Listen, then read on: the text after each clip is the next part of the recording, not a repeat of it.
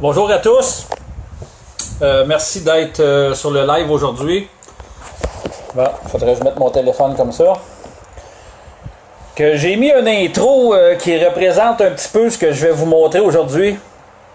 Que je vais rien passer ma caméra pour vous voir de face. Me voyez-vous bien? Bon, en tout cas. Désolé, là, je suis pas habitué de faire des lives. Écoutez, si je fais un live aujourd'hui, c'est parce que je suis vraiment déçu de l'injustice qui se passe devant les tribunaux. Je vais vous faire la démonstration aujourd'hui. J'ai reçu le jugement du barreau du Québec par email parce que la semaine dernière, j'avais oublié de me présenter à la cour. J'ai eu plusieurs événements qui s'étaient produits. Et puis, j'ai reçu le jugement aujourd'hui. Maître Eliane Hogg, représentant le barreau du Québec, était vraiment fier de me l'envoyer. Et je vais vous le décortiquer aujourd'hui, puis vous allez voir une aberration totale. Premièrement, je ne suis pas avocat, je suis enquêteur privé en corruption judiciaire. Ça, tenez-le pour vous pour dire. Je vais vous lire le jugement, mais avant tout, je vais vous dire la raison de laquelle l'unité citoyenne d'enquête anticorruption a été créée. Pourquoi qu'on a fait ça? Puis c'est quoi qui me motive à continuer à opérer l'organisme? C'est à cause de la corruption judiciaire qui se passe. Et aujourd'hui, je vais vous en faire la démonstration. Je vais vous citer le jugement. Je vais vous citer des preuves qui ont été déposées à la cour. Et vous allez voir par vous-même que les jugements sont truqués. La cause va être portée en appel aujourd'hui parce que j'ai aidé 3 familles l'an passé. L'organisme a été reconnu coupable, et moi-même, de 4 chefs d'accusation. Moi, 3 et l'organisme 1. Alors que j'ai été encouragé par un juge, puis je vais vous le démontrer aujourd'hui que j'avais l'approbation d'un juge, des félicitations et les encouragements du juge Michel Bellumeur à continuer, et c'est même cité dans le jugement. Et le juge s'en balance, parce qu'aujourd'hui, le jugement, le gouvernement, le barreau du Québec, et avec la complicité du juge Gilles Lafrenière, le barreau du Québec tente de m'extorquer à moi et à l'organisme plus de 10 000 $ en frais d'amende, et la cause va être portée en appel. La sentence est supposée être rendue le 17 août au palais de justice de Drummondville. Je vais prendre des documents, je vais vous expliquer un petit peu ce qui me motive à opérer l'organisme initialement. Si on regarde les centres jeunesse, beaucoup de personnes se demandent qu'est-ce qui se passe. Il y a beaucoup de parents qui dénoncent ce qui se passe avec les milieux de la chambre de jeunesse. Il y a le site essai du DPJ qui a plus de 15 000 membres. Et plusieurs groupes comme DPJ T'as pris ma vie, Papaphile. Il y a plusieurs groupes qui militent. Puis j'ai créé l'organisme pour aider ces familles-là. Et parce que j'aide des familles avec des dossiers solides, le barreau du Québec essaie de me mettre à l'amende, moi et l'organisme. Et je vous invite, je vais vous citer quelques articles de journal sur la réalité des centres jeunesse. Si on regarde 18 mars 2014, il y a un article écrit par Isabelle Maher, suicide dans un centre jeunesse. Plusieurs questions demeurent sans réponse pour la mère de Guillaume Crépeau-Bonnier. Je connais personnellement sa mère, je l'ai rencontrée à 2 occasions. Et c'est un dossier qui était particulier. Un adolescent de 15 ans s'est enlevé la vie alors qu'il séjournait dans un centre jeunesse des Laurentides. Il était en attente d'un suivi psychologique qu'il n'aurait jamais reçu. Le DPJ dans ce dossier-là, je ne veux pas embarquer dans le dossier pour ressortir pour faire vivre des émotions à la mère si qu'elle tombe sur l'audio, mais sur le live. Mais ça dit l'article que l'enfant n'a pas reçu les soins. Si qu'on regarde un article publié le 20 août 2015. La DPJ et Québec critiqué après le suicide d'un adolescent. Le DPJ n'a pas pu prévenir le suicide d'un adolescent de 17 ans particulièrement troublé, qui avait lui-même demandé d'être retiré de sa famille, qui avait déjà tenté de se suicider une fois. Et dernièrement, il y en a plusieurs autres, là. Le bureau du coroner, dimanche 6 mars 2015, bureau du coroner déplore le manque de pédopsychiatres et le manque de formation des éducateurs à la suite du suicide en 2014 de Mathias Boivin de 16 ans, un deuxième à l'espace de quelques mois au centre jeunesse de Huberdeau dans les Laurentides. Et hier, excusez, c'est pas hier, Oui, hier, il y a eu un article. Non, excusez, c'était le 30 juin. Près de Mont-Tremblant, un jeune homme de 17 ans disparaît dans Rivière-Rouge à Huberdeau. Dernièrement, il y a un jeune, il y a un mois, ça vient de sortir, là. Il y a un jeune qui a disparu dans les eaux de la Rivière-Rouge. Il est mort, il est décédé. Il s'est sauvé des centres jeunesse d'Huberdeau. On sait qu'il y a un grave problème avec les centres jeunesse. Puis c'est la raison pour laquelle on a créé. Excusez-moi si je suis dans mes papiers un petit peu en même temps, là, parce que je veux juste mettre à l'ordre. J'ai fait un petit suivi pour vous faire une explication de comment ça fonctionne, la protection de la jeunesse, la corruption du barreau du Québec. J'ai débuté l'organisme dans le but justement d'aider des familles. Et le barreau du Québec, par l'entremise de différents avocats qui représentent les enfants, les avocats qui représentent le DPJ, il y a un réseau d'enlèvement d'enfants officiel. Je vous dis officiel, là, c'est sûr à 100% qu'il y a des enlèvements d'enfants qui se font. Ils ont un budget d'1,1 milliard de dollars par année à nous soutirer, puis ils détruisent les familles. Dans plusieurs dossiers, c'est fondé, mais dans plusieurs autres dossiers, c'est des crimes complètement. Et notre organisme est là pour enquêter sur eux. On n'est pas un groupe d'avocats, on est un groupe d'enquêteurs. On est quelques-uns à faire des enquêtes là-dessus. Et on cherche encore des personnes qui ont les capacités de le faire, soit dit en passant. Et en créant cet organisme-là, je savais que c'est un organisme qui est tout à fait non souhaité par le gouvernement. J'ai rencontré certains députés ou certains membres de différents partis et ils se ferment tous les yeux. Ils se ferment tous les yeux, puis j'espère qu'il y en a qui vont regarder cette vidéo-là puis qui vont commencer à mettre le culotte. Je vais vous lire un petit peu le jugement. Ben, pas un petit peu, je vais vous lire au complet le jugement que j'ai reçu. Parce qu'aujourd'hui, je suis vraiment victime d'extorsion. Tentative d'extorsion officielle, là. Puis je vais vous montrer la preuve. Premièrement, j'ai le jugement ici. Là, l'écran, je pense qu'elle sort à l'envers, là. Mais c'est sous la présidence de l'honorable Jules Lafrenière. C'est un jugement écrit en date du 20 juillet 2018.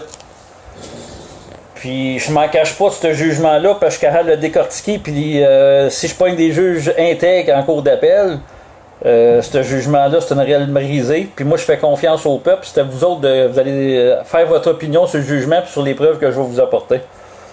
Le barreau du Québec reproche à Mario Roy et à l'unité citoyenne d'enquête anticorruption, également connue sous le nom de Centre d'entraide familiale l'unité, d'avoir exercé la profession d'avocat sans être inscrit au tableau de son ordre professionnel. Les défendeurs font valoir qu'ils sont autorisés à le faire par décision d'un tribunal ou d'un agent de probation. Jamais, en aucun temps, j'ai dit que j'étais autorisé à être avocat. Je ne le suis pas, je ne le serai jamais. Je ne suis pas un corrompu. Les faits. Point numéro 3. Les gestes reprochés aux défendeurs surviennent à quelques dates distinctes dans le cadre d'un échange incessant contre des personnes qui œuvrent à la protection de la jeunesse. Voici le bref résumé de ces événements. Le 12 novembre 2016, Cindy Boucher est technicienne en éducation spécialisée et à l'emploi du Centre jeunesse de la Mauricie, Centre du Québec. Dans le cadre de cet emploi, elle voit l'application des mesures de protection déterminées en vertu de la loi sur la protection de la jeunesse et elle a notamment la responsabilité d'assurer le suivi de ces mesures de protection dans le dossier de la famille A. Je nommerai pas les noms, mais je vais appeler la famille A. Ce même jour, elle reçoit un appel téléphonique de Mario Roy. Dès les premières secondes, il l'informe que la requête en révision des mesures de protection présentée par le directeur de la protection de la jeunesse est hors délai, mais qu'elle ne sera pas contestée. Il ajoute qu'elle fera toutefois l'objet d'une requête de la part des parents, qu'il qualifie maladroitement de demande reconventionnelle vu le parjure et les mensonges qu'elles y allèguent, lesquels seront d'ailleurs portés à l'attention d'un juge et pour lesquels elle fera incessamment l'objet d'une arrestation. Le 16 novembre 2016, la Cour du Québec, Chambre de jeunesse, tient à l'audition sur la requête du directeur ainsi que sur la requête des parents.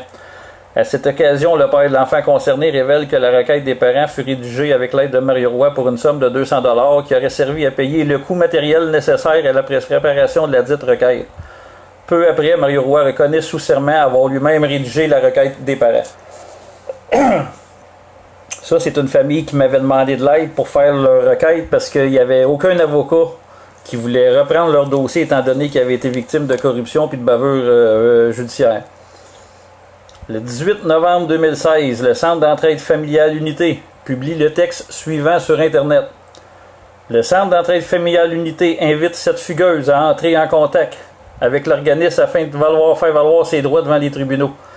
Cet été, nous avons aidé une fugueuse à rentrer chez elle et malgré que le DPJ exigeait un placement de 30 jours, quand une adolescente franchit le cap du 14 ans, le DPJ se doit d'avoir son autorisation afin de garder sous sa tutelle. Sans cela, ça devient un enlèvement, à moins qu'il y ait eu acte criminel de commis par l'adolescent. Se sauver d'un enlèvement illégal n'est pas un crime, mais un cri à l'aide. Donc, le jugement du juge là-dedans...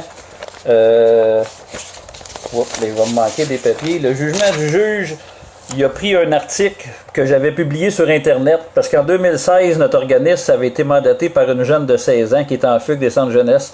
Au lieu d'aller faire de la prostitution à Colombie-Britannique, elle nous a crié à l'aide. On l'a hébergée ici pendant 4 semaines de temps, au bureau de l'organisme.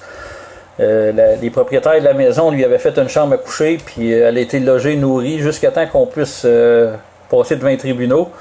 Et finalement, l'enfant a pu retourner chez sa mère, parce que justement, l'enfant avait signé un mandat avec l'organisme, et la loi sur la protection de la jeunesse est assez claire concernant ça.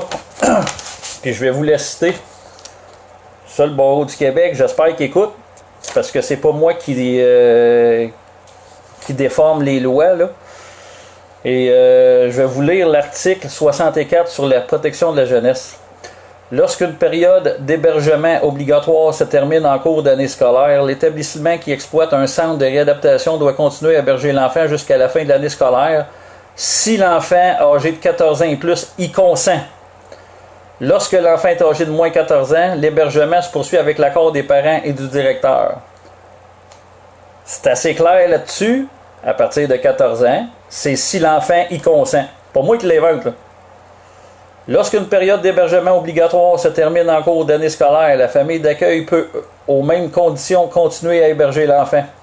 Une ordonnance d'hébergement cesse d'avoir effet lorsque la personne qui est visée atteint l'âge de 18 ans. Toutefois, l'hébergement peut se poursuivre conformément à la loi sur les services de santé et services sociaux ou la loi sur les services de santé et les services sociaux pour les Autochtones, CRI, si cette personne y consent. Un établissement doit continuer d'héberger une personne qui a atteint l'âge de 18 ans si cette personne consent à ce que l'hébergement se poursuive et si l'état de celle-ci ne permet pas son retour à son intégration à domicile. Cet hébergement doit continuer jusqu'à une place lui soit assurée auprès d'un autre établissement ou de l'une des ressources intermédiaires ou d'une ressource de type familial où elle pourra recevoir les services que requiert son état. Ça, c'est la loi ici qui l'explique, là. Peut-on m'expliquer pourquoi, à l'âge de 18 ans, ils foutent tout à la rue? Pourquoi à 18 ans, les jeunes sont jetés dehors avec un petit baluchon qui contient 2 assiettes, 2 verres, 2 tasses, 2 sets d'ustensiles, puis un chaudron? Comment ça se fait que la loi n'est pas appliquée et respectée par la protection de la jeunesse? Et pourquoi qu'à 14 ans, les enfants qui décident de retourner chez leur famille, ils ne retournent pas chez leur famille? Ça prend l'autorisation des tribunaux. C'est pas moi qui le dis. Pourtant, dans son jugement, dans le jugement ici du juge, parce qu'on a aidé une jeune fugueuse qui demandait de l'aide, qui criait à l'aide, le juge met ça dans son jugement pour dire que c'est un acte illégal. Je vais continuer à lire le jugement.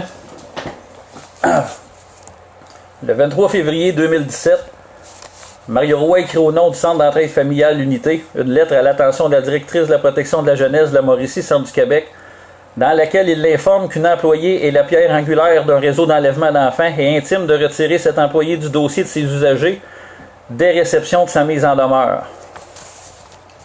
Je vais vous faire une fleur. Donnez-moi 2 secondes, je vais vous la sortir. Je l'ai sortie. La mise en demeure que j'avais envoyée à Mme Gina Landry.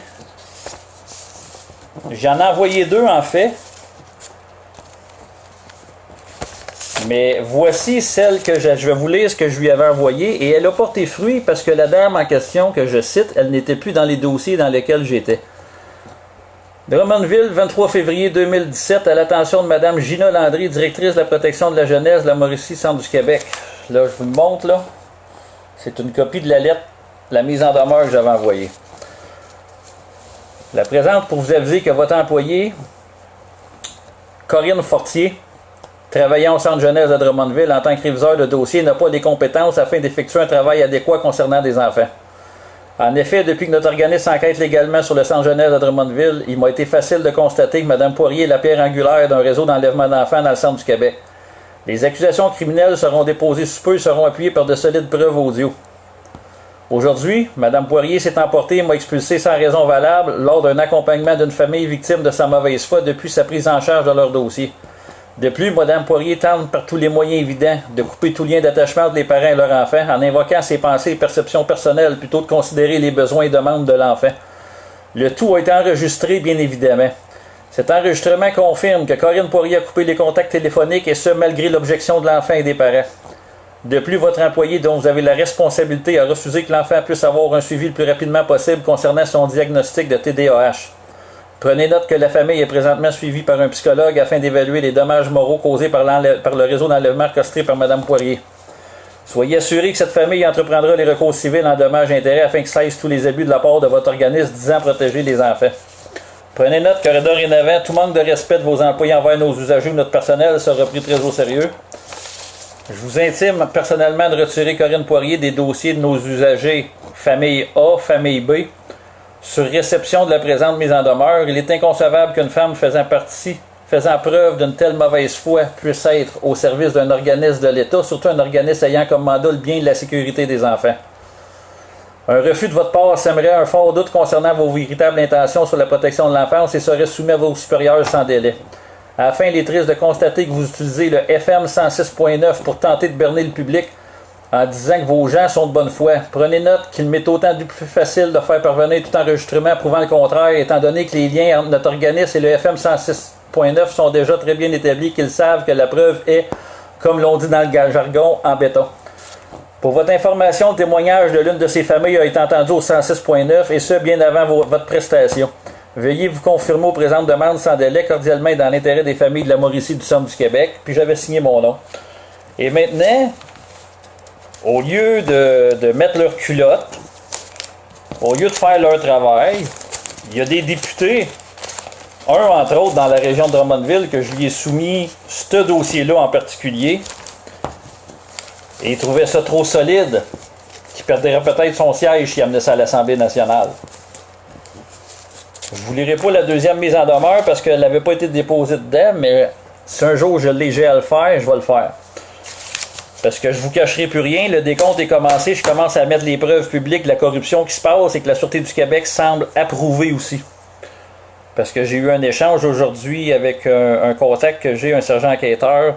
Je vais taire pour l'instant le nom, mais j'ai les enregistrements et si c'est nécessaire, je vais mettre la preuve publique. Là, j'attends un appel d'eux. Je veux m'asseoir avec eux, je veux leur remettre mes dossiers pour être certain que ça bouge et s'ils refusent, ben on utilisera la loi qu'il faut et on continuera dans nos procédures. Donc, je reviens dans le jugement. Le 1er mars 2017, Marie-France Ouimette est à l'emploi de la firme d'avocats Goldwater Dubé. Elle y travaille comme étudiante depuis octobre 2016, le temps de compléter sa maîtrise en droit de la jeunesse et son barreau.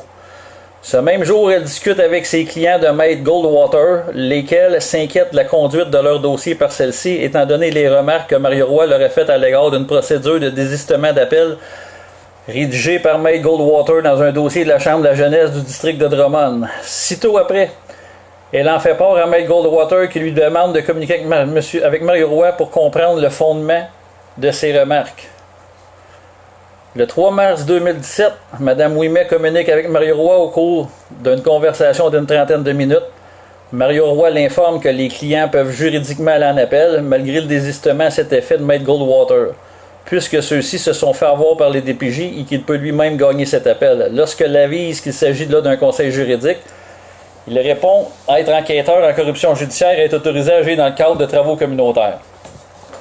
Maintenant, j'ai fait sur mon post l'annonce que je mettrai une preuve de parjure. OK, je veux vous aviser, je vais vous le lire à la fin du jugement, là. Le 5e chef, c'était celui-là. J'ai été acquitté. Manque de preuves. Non seulement il y avait manque de preuves, mais la madame Ouimet qui travaille pour le bureau Goldwater est venue témoigner. Et le père de là-dedans, il est venu témoigner. Et j'ai fourni toutes les discussions en preuve. Puis il y en a que je vais vous lire. Dans cette histoire-là, Goldwater s'était désisté. Il avait fait un deal avec le DPJ qui remettait l'enfant si Goldwater refusait à décommander l'appel qui avait été accepté. Et un coup, l'appel cancellé, il n'y a pas eu de deal, les parents ne pouvaient même plus voir l'enfant. Donc, les parents m'avaient contacté exactement pour ça. Et finalement, Goldwater n'a pas eu le choix de faire le dossier parce que je l'ai poussé dans le derrière. Elle n'a pas aimé ça, mais elle a fait une plainte contre moi. Parce qu'elle est obligée de travailler. Puis le père est venu témoigner au procès. Et le père il a témoigné en ma faveur. Façon de parler, c'était pas le bon témoin. Tout ce que j'avais dit là-dessus dans cette situation-là était là. Donc, la plainte que j'ai ici, ça c'est le document, c'était l'ensemble de preuves du barreau du Québec. Okay? Puis ici, c'est la plainte de Goldwater Dubé. C'est signé par Anne-France Goldwater. Et le fait que le chef n'ait pas été retenu et ce qu'il y a dedans, moi je peux vous dire qu'ils ont travaillé fort, ils ont fait des recherches sur moi parce que tout ce qui est marqué dedans, ça vient de Facebook. Et il y a quelques menteries parce que j'ai jamais insulté, comme qu'elle a dit, sa secrétaire. La plainte était pour me faire passer pour un hostie débile, puis essayer d'avoir une charge sur moi, un 2500$ d'amende de plus, parce que si ce chef-là était retenu, j'avais 2500 d'amende supplémentaire. Et je vais l'aller, puis j'espère que Goldwater elle va comprendre en hostie. Pas parce qu'elle joue à l'arbitre qu'elle est intègre, puis c'est pas parce que c'est une avocate qui est intègre, au contraire. Objet, plainte contre M. Mario Roy pour exercice illégal de la profession. Acquis de droit. La présente vise à dénoncer la pratique illégale de la profession d'avocat de M. Mario Roy au terme des articles 132 et SS Loi sur le barreau, LRQC-B1 et 188 et SS Code des professions LRQC 26. La sous-signée représente, là je ne prendrai pas les noms encore, là, Madame A et Madame B, les parents de l'enfant C, dans un dossier en protection de la jeunesse, district de Drummondville. À l'occasion d'une rencontre de cas à nos bureaux le 1er mars 2017, nos clients ont informé la sous-signée et Mme Marie-France Ouimet, étudiante à la maîtrise en protection de la jeunesse, avoir été conseillée par M. Roy en ce qui concerne l'orientation juridique de leur dossier. Plus particulièrement, M. Mario Roy remet en question l'opportunité du désistement d'appel qui a été convenu d'un commun accord avec les clients. La procureure de l'enfant et la procureure du DPJ, Maître Nadine Maltais et de Maître Marie-Josée Rioux, en raison de l'introduction d'une demande en révision par le DPJ en décembre 2016. M. Roy considérait l'appel comme étant la meilleure option, accompagnant ses prétentions d'allégations diffamatoires sérieuses et inquiétantes concernant plusieurs acteurs du système judiciaire pour lesquels nos clients nous ont demandé de s'entretenir avec lui. C'est donc avec ce contexte, le 3 mars 2017, que Marie-France Ouimet s'est entretenue au téléphone durant 26 minutes avec M. Roy, en prenant soin de ne révéler aucune information confidentielle concernant le dossier, en lui précisant être tenu du secret professionnel. J'ai parlé environ 4 minutes avec la dame, et il y a des enregistrements disponibles là-dessus, que donc il n'y a jamais eu de téléphone de 26 minutes, et jamais ils ont déposé en preuve le dit appel. Historique personnel de M. Mario Roy. Ils l'ont cherché sur mon Facebook, la Goldwater qui travaille à 700-800$ de l'heure. Ça lui a coûté cher. M. Roy explique avoir été impliqué en 2010 dans un dossier personnel impliquant la direction de la protection de la jeunesse qui aurait remis sa fille en contact avec un pédophile qui était mis avec des avocats et membres du Parti québécois dans Mirabel. Prétendant être en possession de rapports sexologiques en attestait. Et ça c'est vrai, je l'ai déposé en accusation en poursuite criminelle privée. La DPJ lui aurait imputé une fausse maladie mentale pour l'empêcher de voir sa fille durant 3 ans. M. Roy aurait ensuite rencontré le psychiatre Dr. Pierre Mailloux qui aurait démoli le psychologue en question, ce qui l'aurait motivé à déposer des accusations criminelles dans son dossier personnel pour 3 millions de dollars et faire enquête sur un réseau pédocriminel de pédophiles. Il explique avoir été accusé en 2014. J'ai été accusé en 2015. Goldwater, t'es pas très bonne dans tes dates. Erreur factuelle. Point numéro 1. Apprends à mettre les bonnes dates pour être crédible dans tes mensonges. de menaces de mort et d'intimidation des membres de l'appareil judiciaire. En référence au dispositif d'un jugement 2016 caché par le juge James Brunton, M. Roy prétend avoir le droit de procéder aux arrestations civiles d'avocats et de juges. Allez voir le topo que j'ai mis. J'ai fait un topo procès Mario Roy sur YouTube et j'ai tous les disques au complet du procès. Ma défense, j'ai jamais nié que j'allais arrêter des avocats et des juges sur les arrestations, ce qu'on m'avait accusé. Et il y a un jugement interlocutoire qui confirme que j'ai jamais caché, j'ai jamais nié ça, et le jury m'a acquitté. Moi, j'ai fait confiance au peuple, j'ai demandé un procès devant le jury, et je sais que le peuple, c'est pas des corrompus comme le système de la justice, et c'est pas corrompu comme le barreau, c'est pas corrompu comme au Parlement. Que j'ai fait confiance au peuple, et le peuple m'a acquitté, ce qui donne une jurisprudence d'arrestation citoyenne. Même la SQ n'aime pas cette jurisprudence-là. Je vais continuer. Exercice illégal de la profession. En début d'entretien, M. Roy se présente comme le directeur de l'organisme Centre d'entraide familiale qui apporte aide, conseil et soutien aux familles qui sont aux prises avec la protection de la jeunesse.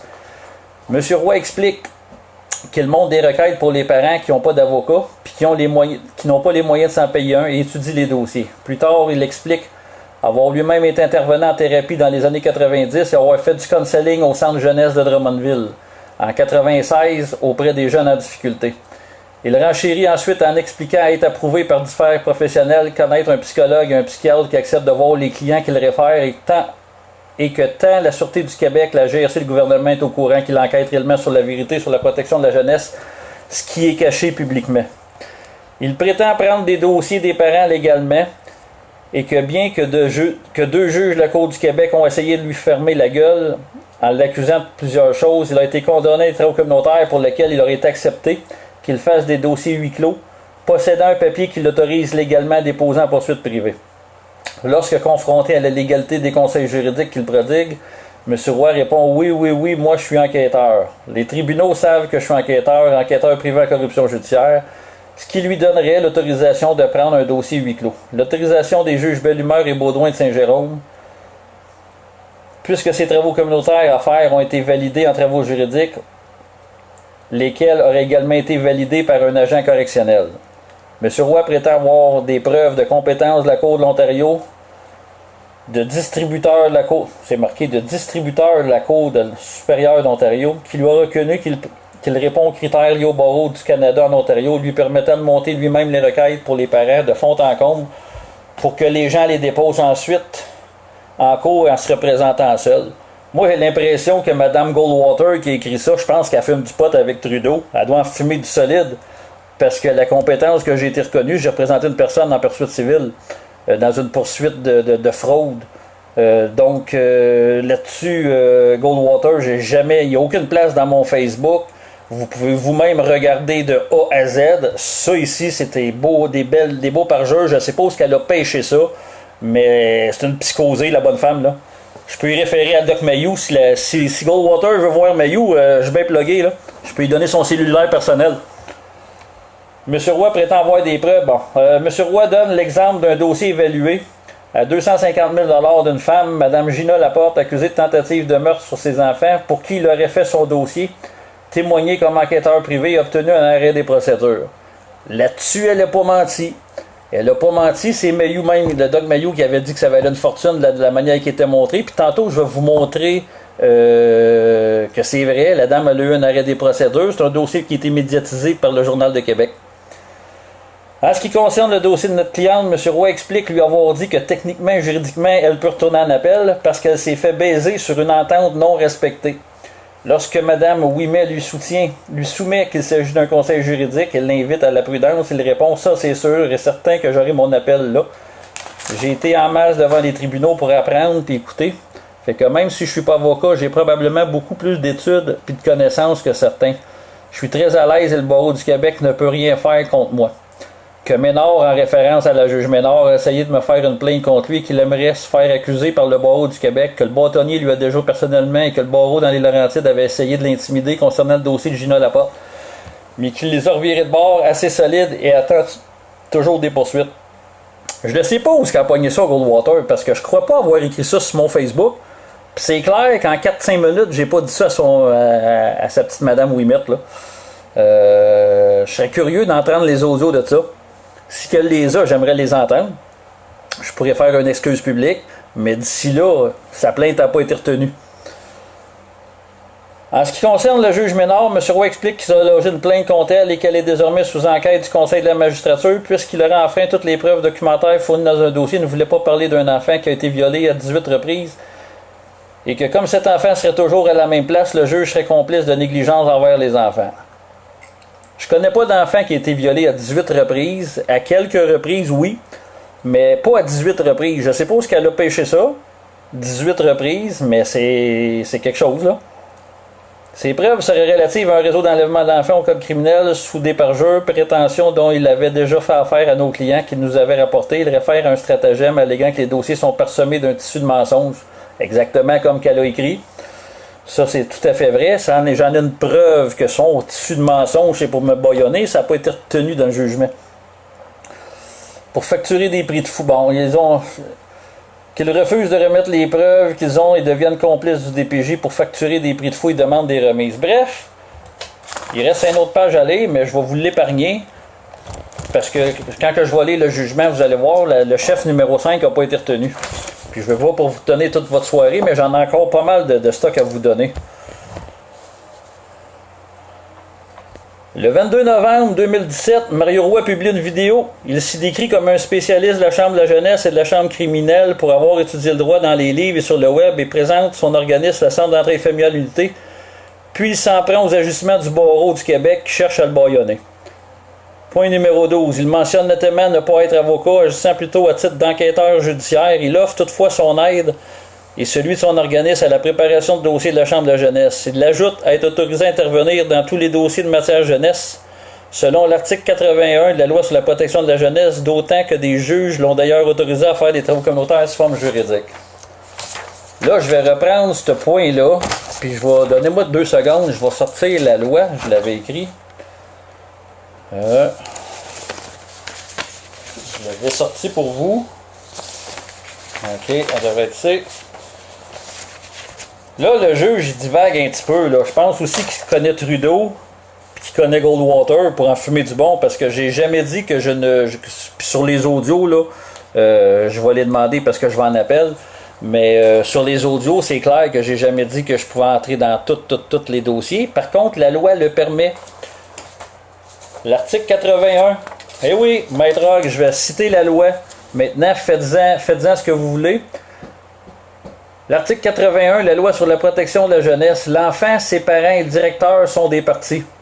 La commission peut d'office intervenir à l'instruction comme si elle y était partie. Il est dans le domaine du caractère public en matière de tutelle et d'émancipation.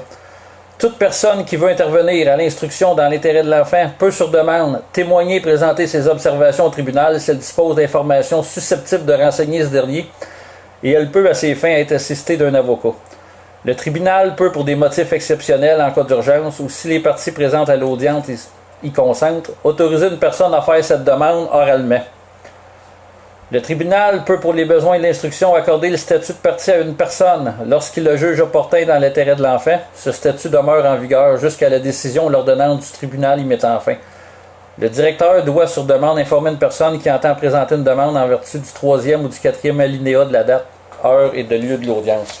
Donc, l'article 81 permet à quiconque de vouloir rentrer à partie, donner des informations pertinentes pour l'enfant, pertinent dans le dossier pour pas que le juge soit, pour pas que la couronne, pas la couronne, mais que le juge soit induit en erreur. On peut apporter une personne peut faire une requête à la cour, peut être représentée par avocat ou se représenter seul, et peut faire une demande au juge. Le juge, par exemple, quand on regarde sur Internet, à 90%, 95% du temps, c'est toujours rejeté, parce que la couronne, le conseil de la magistrature qui opère en chambre de la jeunesse, opère un réseau d'enlèvement, et ils ne veulent pas que les gens rentrent à partie. Il y a un couvert du huis clos qui est caché à tout le monde. Je retourne dans le jugement. Point 11. Hop, ça je l'avais lu. Voyons. Regardez la page 4. J'ai 7 pages à vous lire. À la défense, Mario Roy et le Centre d'entraide familiale unité reconnaissent les gestes auparavant mentionnés, mais ajoutent avoir été autorisés à agir par un agent de probation ainsi que 3 décisions de la Cour du Québec. Mario Roy témoigne avec plusieurs antécédents en matière. Mario Roy témoigne avoir plusieurs antécédents en matière criminelle et pénale, où il fut notamment condamné à effectuer des travaux communautaires. Ça, depuis 2010, le Conseil de la magistrature, le Barreau du Québec, à plusieurs occasions, ils ont essayé de me mettre en prison sur divers chefs d'accusation, allant de menaces de mort, intimidation des membres de l'appareil judiciaire, entrave à un agent de la paix, mettez-en puis mettez-en. J'ai encore 2 dossiers qui sont en appel présentement. Et le 150 heures de travaux communautaires que j'avais eu à obtenir, ça a été négocié de même avec... pas négocié, mais ça avait été soumis. C'est moi qui avais soumis ça au juge et ça avait été accepté. Vous allez le voir tantôt, ce que le juge en pense. Son interprétation, il y avait des gens dans la salle qui l'ont entendu. Puis il a même cité une place que j'ai été encouragé par le juge. Mario Roy, bon.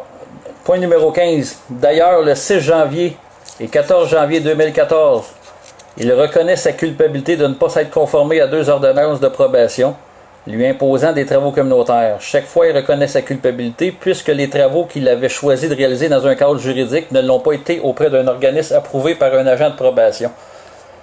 Chaque fois, et avant que le juge ne lui impose la peine, il mentionne son intention de faire des travaux communautaires dans un cadre juridique, mais les 2 juges lui rappellent que les travaux doivent être préalablement autorisés par l'agent de probation et effectués auprès d'un organisme approuvé. Le juge n'était pas là cette journée-là. J'ai fourni un audio. De la manière que ça s'est passé, puis il y avait des témoins, il y avait Mme Gina Laporte qui était là parce que c'est son dossier que j'avais présenté en cours. Moi, il voulait que je fasse des travaux communautaires. J'avais 60 heures et 50 heures à faire. Et j'avais refusé de les faire parce que je n'étais pas coupable et mon avocate s'était fait tuer en Haïti. Donc, ce que j'avais fait le dossier de Mme Laporte et j'avais amené ça devant le tribunal en cours criminel. Et quand j'ai montré ça à mon agent de probation, je lui avais dit, sont faits mes travaux communautaires. Moi, passer à tondeuse, je suis un prêtre pédophile, ça ne m'intéresse pas. J'aide la société, j'aide la population.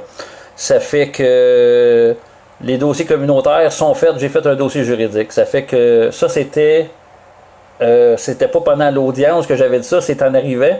Et après ça, on avait passé devant le juge à l'appel du rôle et j'avais dit la même affaire. Ça, l'appel du rôle n'est jamais enregistré. Par contre, le juge avait dit d'aller négocier avec la couronne. Il voulait pas faire de procès. Puis j'ai été négocier avec la couronne et il y avait Denis Urtubise, qui était mon agent de probation. Et il avait soumis l'organisme AIDEF, AIDEF, pour superviser les travaux communautaires de forme judiciaire. Puis je vais vous montrer le papier tantôt, je l'ai ici.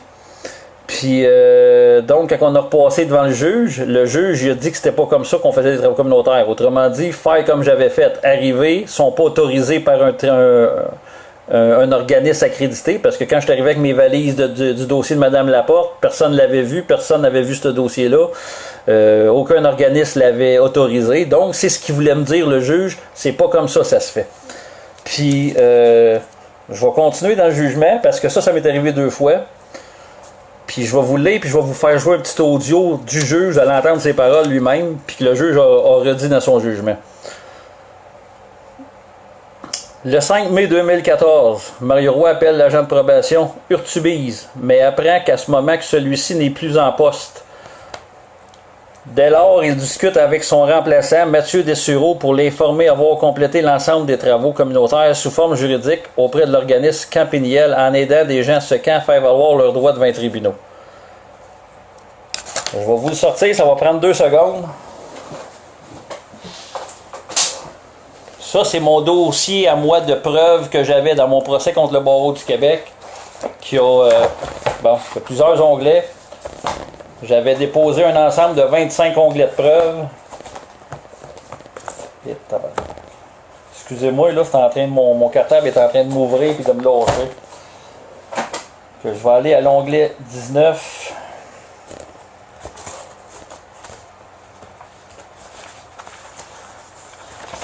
Je vais vous le sortir de mon cartable parce que là, je l'ai échappé et il est tout défait, là. Mais ça ici, je ne sais pas si vous le voyez à l'envers ou à l'endroit, là. En tout cas, peut-être vous le voyez à l'envers. C'est bien marqué. Ordonnance de travaux communautaires, formulaire d'engagement au respect de l'horaire, travail de rapport de l'assiduité. Mario Roy, l'ADEF, qui est un organisme, aujourd'hui c'est fermé, la dame a disjoncté. Là. Nom de l'agent de probation, Denis Urtubise. Ordonnance travaux communautaires, 60 heures, selon entente avec le répondant. L'entente qu'on avait faite, c'était de les faire de forme communautaire. Étudier des dossiers, préparer les requêtes et témoigner en cours si j'avais témoigné comme enquêteur dedans. C'était ça l'entente qui était faite et c'est ça qui avait été réalisé. Maintenant, pour vous prouver que ça a été autorisé, il y a eu Mathieu Dessureau. Moi, je ne l'avais jamais vu avant mon procès à Drummondville. Saint-Jérôme, le 11 novembre 2014, M. Mario Roy, avec l'adresse où je vivais. Madame, monsieur, la présente atteste que M. Mario Roy, avec ma date de naissance, a effectué des travaux communautaires de forme juridique comprenant le dossier de Mme Gina Laporte. Les travaux ont été validés par un organisme sans but lucratif, bien à vous, Mathieu Dessureau, ASCA, Direction des services professionnels correctionnels, 87 de Martigny-Ouest, Saint-Jérôme. Là, je vais essayer de garder mon calme parce que ça commence à me faire chier en esti, là, parce que ça me coûte des frais judiciaires à cause que je vais à la cour contre une gang de tricheurs. Et ceux qui sont juges là-dedans, c'est une gang de tricheurs. Parce que même avec la preuve, ils veulent rien savoir. Ça fait pas long, là, j'essaie juste d'arranger mon cartable en même temps, désolé. Parce que je vais pas foutre le bordel là-dedans, je suis assez poigné dans mon bordel justement au bureau. Bon, je le mettrai plus tard. Que je vais continuer dans le jugement. Mathieu Dessureau, qui vient tout juste d'entrer en poste au service de probation, est surpris par les propos de Mario Roy, puisque les travaux n'ont pas été préalablement approuvés que l'organisme Campiniel n'apparaît pas dans la liste des organismes reconnus par les services correctionnels. Dessureau, un, il a menti. Deux, je viens de vous montrer que ça a été reconnu. Là-dedans, dans le jugement, ça dit non. Là, Dessureau, il dit que le camp ou que le camp Piniel qui l'a validé n'était pas reconnu comme un organisme.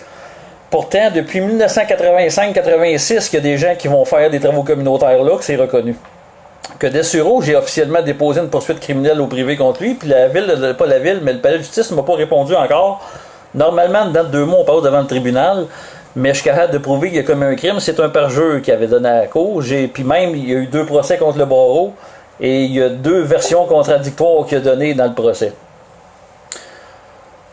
Point numéro 18. Quoi qu'il en soit, il vérifie auprès de son prédécesseur qui lui suggère de s'assurer auprès de l'organisme que les heures ont été effectuées et de les autoriser si la réponse est positive.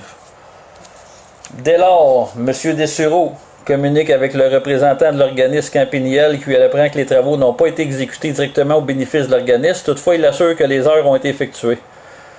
Malgré la difficulté qu'éprouve M. Dessureau à vérifier et à comptabiliser le nombre d'heures réalisées, il autorise les travaux de Mario Roy en l'informant qu'il ne pourra en être ainsi que pour d'autres travaux. Mario Roy, écoutez bien ça, là, se convainc alors qu'il est en droit d'effectuer les travaux communautaires sous forme juridique.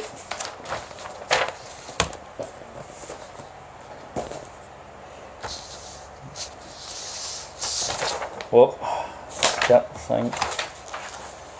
D'ailleurs, le 19 juillet 2016, Mario Roy se retrouve à nouveau devant la cour, cette fois pour une infraction d'entrave et de bris de condition. Au terme de procès, le juge le déclare coupable de ces 2 infractions. On lui impose 150 heures de travaux communautaires à effectuer dans un délai de 14 mois. Là, avant de partir en peur, je vais vous l'expliquer. L'entrave, c'était quoi, là? C'est que je m'ai présenté au palais de justice en novembre 2015. Je me suis présenté au palais de justice de Drummondville pour aller chercher le dernier disque audio pour les preuves de mon procès que j'avais contre la couronne, celle que j'ai gagnée. J'ai fait une jurisprudence. Et il y a un petit constable du nom de... Son nom de famille, c'est Gosselin, là. Il m'a mis en état d'arrestation disant que j'avais pas le droit de me présenter au greffe. Et premièrement, cette accusation-là, j'avais le droit de me présenter au greffe. L'entrave a découlé après parce qu'il a voulu me mettre en état d'arrestation. Et pendant qu'il me lisait mes droits, moi je lui ai dit les siens. Et là, c'est là que ça a brassé un petit peu, puis ça a pris 4 constables parce que je le mettais en état d'arrestation pour le pitcher à son confrère, dans le fond, dans un cubicule. Puis Ça a viré qu'à 4 contre 1, c'est moi qui ai eu les menottes. Avoir été 4 contre 4, ça aurait été peut-être une autre histoire, par exemple, parce qu'il est en train de faire une entrave. Là, c'est devant la cour d'appel. Ça va être entendu bientôt. Et j'ai amené la cause en appel, puis j'ai fait une jurisprudence là-dessus. Que moi, en réalité, s'il ne m'arrêtait pas faussement, parce que le juge m'a acquitté de ce chef-là, mais ensuite, il m'a reconnu coupable de ce chef-là en inversant les chefs. Un asti de magouille. En tout cas, là, les gens qui ont assisté à ce procès-là, il y en a quelques-uns. Mais je ne suis pas inquiète, la cause est en appel, puis ça devrait bien aller. Il doit cependant, là je vais continuer dans le jugement, c'est donc dans ce nouveau contexte de travaux communautaires qu'il intervient les 12 et 16 novembre 2016 dans le dossier de la famille AB. Pour lui, et bien qu'il ne soit pas avocat, il est autorisé à agir pour contrer la corruption judiciaire et peut donc en toute légalité intervenir dans tout dossier en matière de jeunesse. Il doit cependant reconnaître en contre-interrogatoire avoir effectué tous ses travaux communautaires dans le cadre du dossier de la famille AB sans en avoir informé préalablement l'agent de probation. Ce point-là du jugement, le juge, dans le premier dossier au civil, parce que j'ai eu deux procès, un procès au civil et un au pénal. Au civil, le juge Dubois, j'avais intimé deux personnes, dont le Denis Urtubise, qui était l'agent de probation, qui avait été là dans le deal, et mon ami Sylvain Desrosiers, que chez eux, de chez lui, j'avais fait des appels avec mon agent de probation. Les enregistrements sont là. Et ça avait été autorisé. Mon agente de probation, pour faire les travaux communautaires, elle savait pas c'était quoi les travaux communautaires de forme judiciaire. Elle a appelé à Saint-Jérôme, parce que moi, quand je lui ai dit que je voulais les faire de forme judiciaire, comme qui avait été dit, ce que j'avais dit au juge, et elle a validé à Saint-Jérôme, elle m'a dit qu'elle me rappellerait le lendemain. Le lendemain, sous enregistrement, elle m'a confirmé que c'était autorisé. J'étais en train de faire le dossier de la famille AB, que j'appelle AB, puis c'est la juge Ménard qui a fait la plainte parce que les preuves qu'on avait fournies démolissaient le DPJ. Puis suite à la plainte de Ménard, ben, l'agent de probation m'a rappelé pour me dire qu'elle ne voulait plus. Mais mon 150 heures était fait. Que moi j'ai avisé que je les referais pas. Et là, c'est pour ça qu'on m'accuse aux criminels de ne pas les avoir faites. Le dossier à Joliette, là, c'est ça, on m'accuse de ne pas avoir fait les travaux communautaires. Donc, moi, je les ferai pas deux fois, c'est évident. Il y a une grosse magouille là-dedans orchestrée par le barreau pour me faire ma gueule, puis c'est les juges. Le barreau du Québec qui opère le réseau d'enlèvement d'enfants sous le nom de la protection de la jeunesse, ils n'aiment réellement pas ça que j'enquête sur eux. Puis j'espère qu'il y a des membres de la Sûreté du Québec qui écoutent ce que je dis là, parce qu'aujourd'hui, j'ai officiellement demandé à m'asseoir avec les hauts dirigeants de la Sûreté du Québec. J'espère que M. Gay, vous allez faire les démarches en conséquence, parce que j'ai des dossiers solides à remettre, puis c'est pas des niaiseries. Hein. L'analyse du jugement maintenant. Le barreau du Québec a pour principal objectif de veiller à la protection du public, ce qui l'oblige à s'assurer que certains actes ne soient posés que par des personnes possédant la formation et la qualification requises par cet ordre professionnel. Dans l'arrêt Fortin, la Cour suprême rappelle la nécessité d'encadrer l'exercice de cette profession. L'importance des actes posés par les avocats, la vulnérabilité des justiciables qui leur confient leurs droits et la nécessité de préserver la relation de confiance qui existe entre eux justifie cet encadrement particulier de l'exercice de la profession juridique. Je vais reprendre ce petit point-là, puis écoutez bien ce qui est marqué. Là. L'importance des actes posés par les avocats, la vulnérabilité des justiciables qui leur confient leurs droits. Maintenant, le barreau du Québec qui a lésé des centaines de familles, ils savent qu'ils ont des personnes qui sont vulnérables. Et ils en profitent. Et ils en profitent. Et ils en profitent. En ce sens, on ne saurait trop insister sur le rôle essentiel que l'avocat est appelé à jouer dans notre société. L'avocat est un officier de justice. Par son serment d'office, il affirme solennellement qu'il remplira les devoirs de sa profession avec honnêteté, fidélité et justice, et qu'il se conformera aux diverses dispositions législatives qui régissent son exercice et dont j'ai largement fait mention dans la première partie de ses motifs. L'article 2 LB consacre cette fonction publique qu'il exerce auprès du tribunal en vertu de l'article 2.06 de son Code de déontologie des avocats. Il a le devoir de servir la justice et de soutenir l'autorité des tribunaux. Il doit donc s'acquitter de ses obligations professionnelles avec intégrité, persévérer l'impartialité et l'indépendance du tribunal. Là, ici, là, c'est un arrêt de la Cour suprême. C'est ce que la Cour suprême dit que les avocats doivent faire. Dans le procès que j'ai eu, autant au civil, il y a du monde qui sont venus voir. Et comment ça se fait que cette affaire-là de la Cour suprême, là, c'est pas valide au Québec? Pourquoi c'est pas valide avec le barreau du Québec? Pourquoi Eliane Hogg, Claude G. Leduc, pourquoi qu'ils se foutent des familles au Québec? Y a-t-il quelqu'un qui a une réponse à ça? Comment ça se fait qu'on essaie de me poursuivre, moi? Mentir dans des jugements? Pourquoi qu'il y a des juges qui mentent dans des jugements? Alors que leur travail, ils sont payés par nous autres. Ils sont payés par l'argent des contribuables pour voler les contribuables. C'est ça? Moi, il faut falloir qu'on me le dise, parce que c'est ça, je vais arrêter de faire ce que je fais. À moins que le monde se réveille.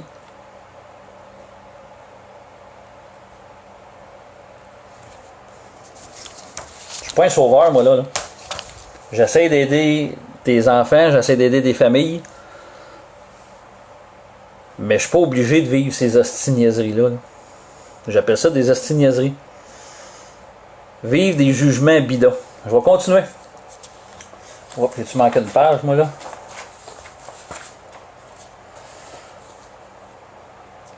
Oh, je pense que j'ai manqué une page, ce sera pas bien long, là. Vu cette importance, les articles 128 et 133 de la loi sur le barreau du Québec énoncent les actes qui sont du ressort exclusif des avocats, lorsqu'ils sont exécutés pour le compte d'autrui.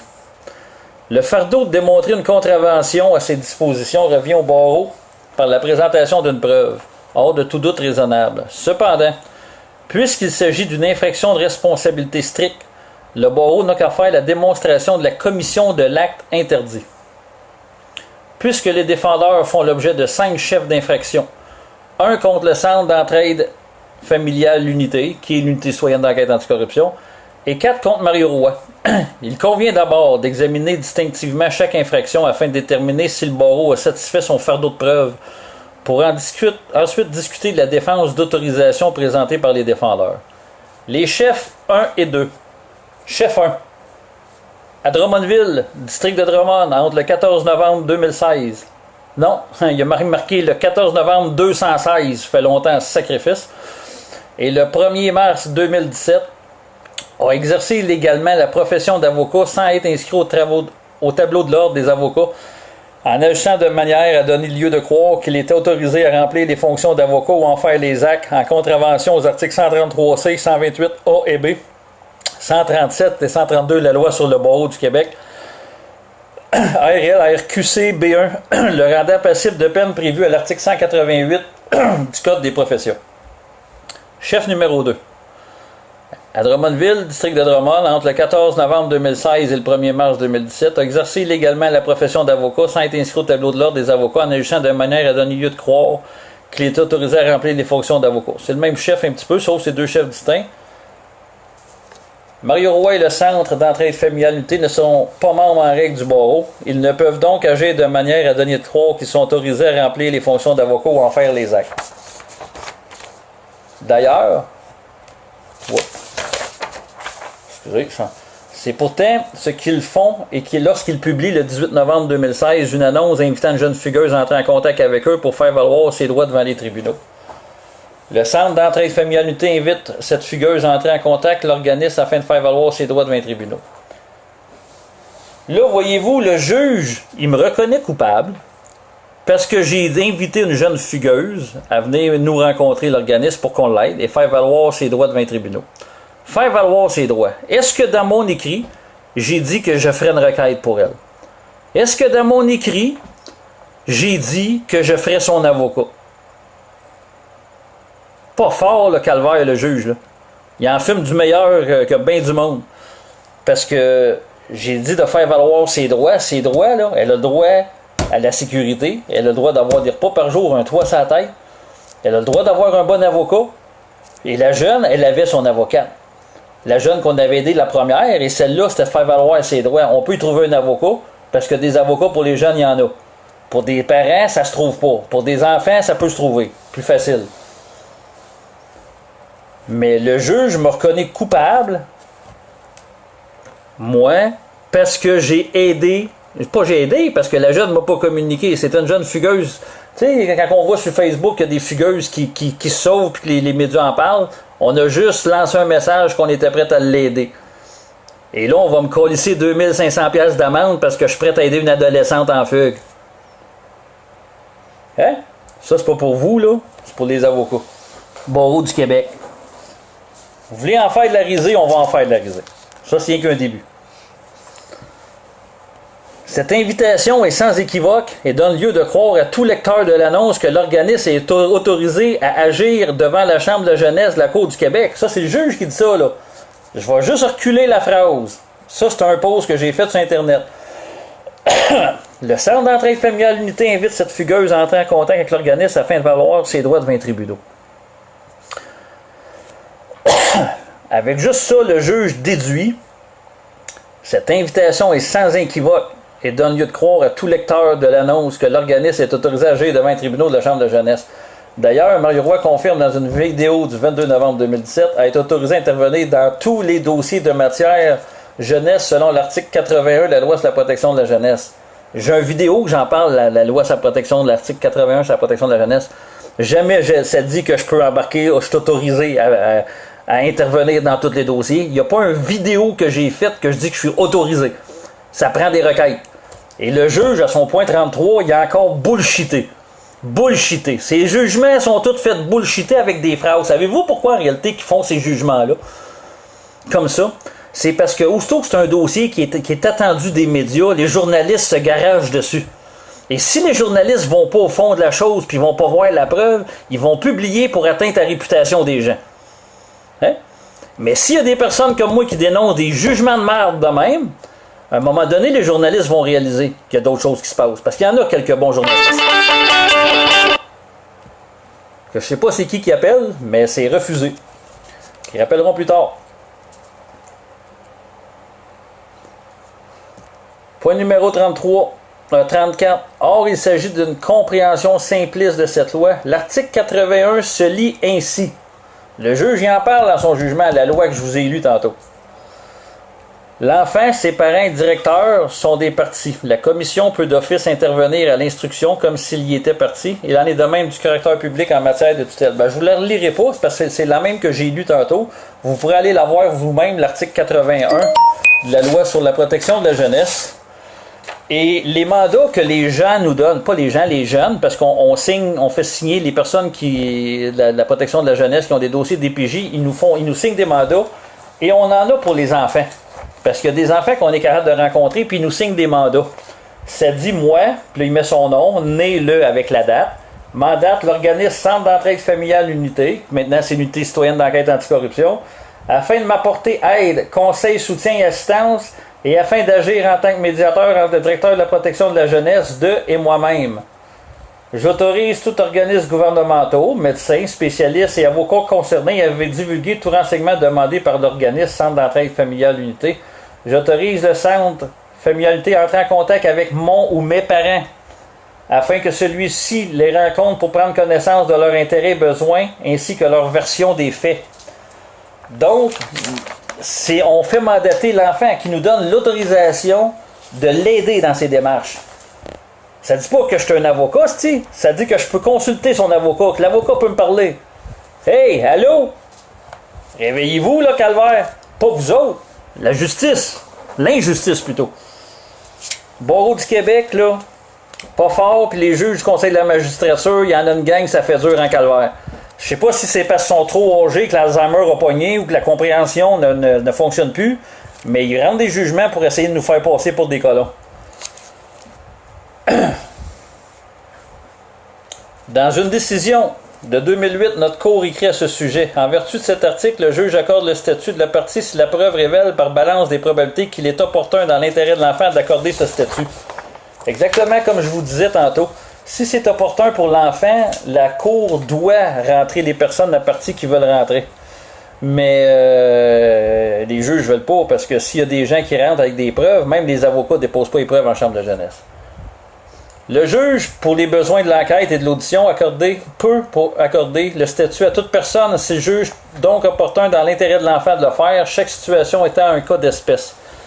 Quel qu'en soit, quel sens doit-on donner au mot opportun? Monsieur le juge Michel Dubois, dans la décision prononcée le 19 décembre 2007 au paragraphe 32 et 33 décrit à l'article 81 de la loi sur la protection de la jeunesse, la définition du mot opportun de la plupart des dictionnaires correspond à la compréhension courante de ce terme dans la vie de tous les jours par la plupart des justiciables qui contrevient dans un cas déterminé qui vient à propos.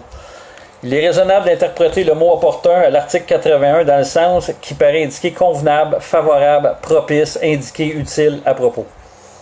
Le tribunal doit donc supposer les faits afin de déterminer s'il est opportun dans l'intérêt de l'enfant d'accorder un tel statut de la requérante. Point 37. La possibilité d'intervenir dans un dossier de la Chambre de la jeunesse est donc fort limitée et doit être préalablement autorisée par le tribunal. On le sait, ça prend une requête. Une requête selon l'article 81 de la loi sur la protection de la jeunesse. Que jamais j'ai dit que je peux rentrer en partie, c'est automatique. Il faut que je fasse une requête, il faut que je réussisse à convaincre le juge, il faut que je réussisse à fournir la preuve adéquatement que oui, c'est pertinent pour l'enfant. Sinon, c'est impossible. La possibilité d'intervenir dans un... quoi qu'il en soit, les défendeurs commettent également cette même infraction lorsqu'en date du 23 février 2017, ils somment la directrice de la protection de la jeunesse de retirer une employée d'un dossier sous peine de recours en dommages. En agissant ainsi, ils donnent lieu de croire qu'ils sont autorisés à remplir la fonction d'avocat et contreviennent aussi à l'article 136.2 de la loi sur le barreau. Que là, à cause que j'ai envoyé une mise en demeure à Gina Landry, qui est la directrice des centres jeunesse Mauricie Centre du Québec, le DPJ qui a le tiers de tous les signalements faits au Québec, la place où il y a le plus d'abus sexuels dans les dossiers que j'ai pu voir, la région que c'est un fort noyau d'enlèvement d'enfants, parce que j'ai demandé d'enlever une employée qui fait de la corruption avec que j'ai légué les audios, à cause de ça, on me met à l'amende. Pourtant, Gina Landry, en tout cas, c'est clair que les deux personnes, dans les deux dossiers qu'elle était, je les ai pas eus. Que j'ai pas revu cette femme-là. Puis c'est comme ça, que je sais pas ce qui est encore à l'emploi, mais ça a fonctionné. Puis c'est pas de poursuite civile qu'on parlait, mais de poursuite criminelle. Donc le juge en a déduit à une poursuite civile. Oui, les parents voulaient demander des dommages et intérêts, mais moi, dans mon cas, moi je fais pas de poursuite civile. Je n'ai jamais fait pour d'autres personnes. Et j'ai pas l'intention d'en faire. Les seuls que j'ai pu faire, c'est en Ontario. En Ontario, ça le permet. Mais ici au Québec, la mafia contrôle la mafia, hein, que c'est comme ça. La loi, présentement, le permet pas. Une personne qui n'est pas avocat ne peut mettre une autre personne en demeure d'exécuter un acte quelconque tout en suggérant qu'une poursuite civile devenant son défaut si elle n'est pas elle-même créancière de l'obligation. Par contre, j'ai le droit de mettre une personne en demeure. Parce que c'est comme ça. Puis j'ai le droit de mettre faire une mise en demeure de poursuite. Parce que moi, les poursuites qu'on fait, l'organisme, c'est aux criminels en poursuite privée. C'est pas des poursuites civiles qu'on fait pour le compte de d'autres personnes. L'organisme fait des poursuites criminelles au privé. Et c'est là-dessus un petit peu que le barreau du Québec tente de me bâillonner parce qu'il souhaite que notre organisme cesse d'opérer pour pas que les contribuables, pas que nous autres même, les personnes, on puisse obtenir justice devant les tribunaux. Il faudrait faire affaire avec leur mafia, se faire voler, rien dire, puis être des poules pas de tête, puis juste fonctionner. En tout cas, ça fait dur. Chef numéro 3, à Drummondville, district de Drummond, ouvert le 14 novembre 2016, a exercé illégalement la profession d'avocat, ça a été inscrit au tableau de l'ordre. C'est encore la même affaire. C'est pourtant ce qu'ils font lorsqu'ils publient le 18 novembre. Oups, c'est encore dans la même page. Ça, je l'ai lu, excusez-moi. Le 14 novembre 2016, Mario Roy contrevient aux articles 128 et 133 de la loi sur le barreau du Québec lorsqu'il affirme sous serment avoir rédigé une requête de la Chambre de la jeunesse de la Cour du Québec. Chef numéro 4. À Drummondville, district de Drummond, ouvert le 2. Bon, c'est toujours les mêmes chefs d'accusation qui reviennent tout le temps. Et là, je vais vous y aller à la défense. Maintenant, mon point de défense à moi. Les infractions portées contre les défendeurs sont de responsabilité stricte. Il est alors possible pour un accusé de présenter une défense fondée sur l'erreur de droit provoquée par une personne en autorité.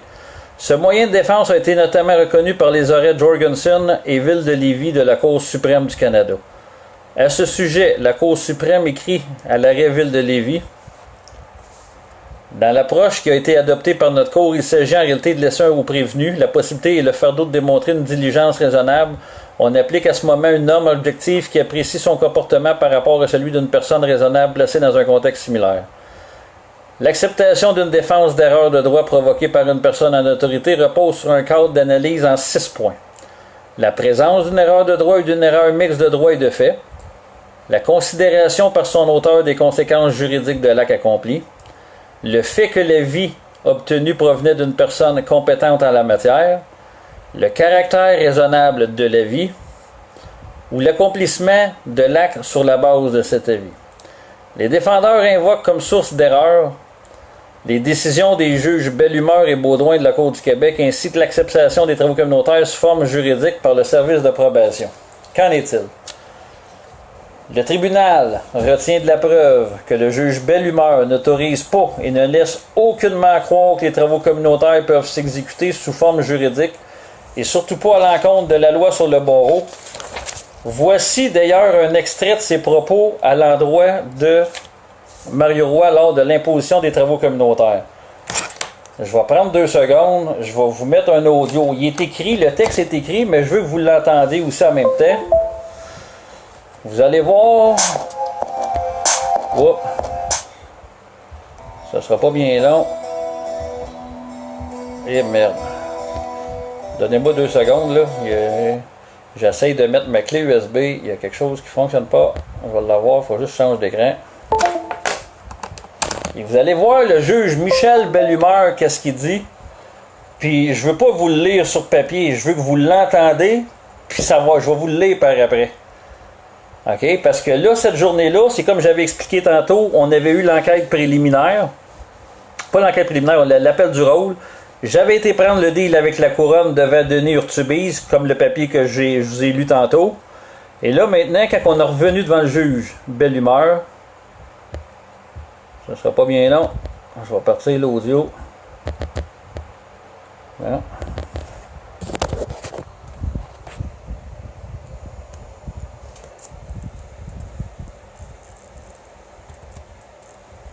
Bon, mon ordinateur il est gelé. Ça sera pas bien long. Donnez-moi 30 secondes. Là.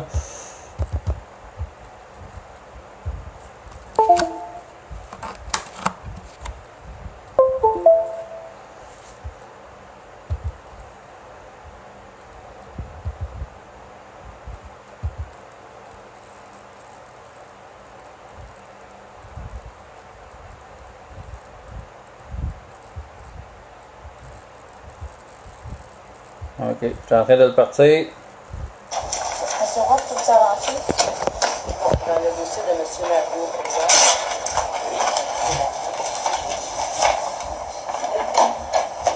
Donc, je suis avec M. Roy et l'agent, M. le juge. Là. Et M. Roy, est-ce que vous reconnaissez, là, dans date 21 avril 2010, entendez-vous le son? compléter vos 50 heures de service communautaire dans le délai de 6 mois tel qu'il était prescrit dans votre ordonnance? Selon votre cadre de travaux communautaires, je le reconnais, simplement, que j'ai fait des travaux communautaires qui ne sont pas selon votre cadre. Parfait. Alors, je vais déposer vos antécédents judiciaires et copie de l'ordonnance de probation que vous avez signée. Vous reconnaissez avoir des antécédents judiciaires? Oui, exactement. Et les antécédents, les deux derniers dossiers criminels vont être portés en appel, malgré que les délais n'ont pas été respectés. Par contre, les appels devraient être acceptés étant donné que j'ai preuve que l'avocate avait le mandat et a volontairement refusé de faire l'appel. Malheureusement, cette avocate est décédée aujourd'hui. Et je vous ai mentionné quelle était la sentence que l'entendait demander. Oui, exactement. Une prolongation de 60 heures de travaux communautaires à faire selon un barème que j'ai déjà fait des travaux communautaires qui serait approuvé par un organisme approbable. Donc, ce que je vous propose, M. le juge, là, étant donné les antécédents de monsieur et le fait que monsieur est prêt à en faire des travaux, là, ce serait de trouver l'organisme qui chapeauterait tout ça et ce serait approuvé par l'agent.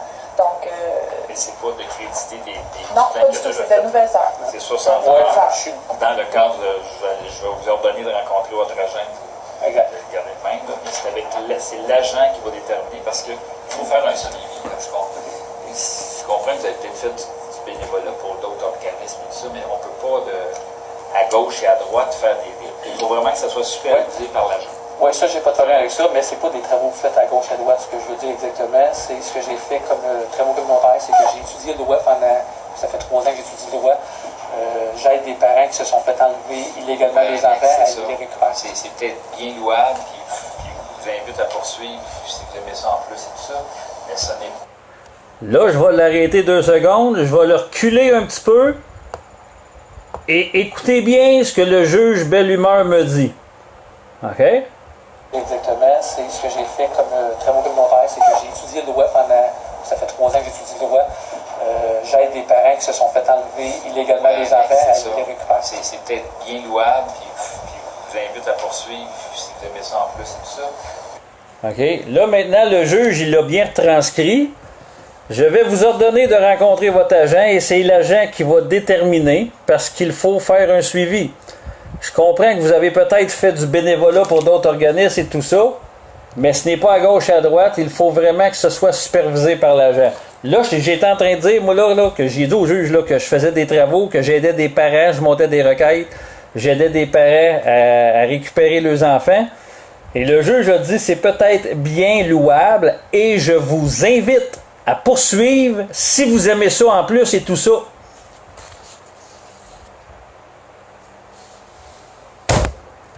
Tabarnak! On s'en calisse-tu les travaux? Ce que le barreau du Québec m'accuse?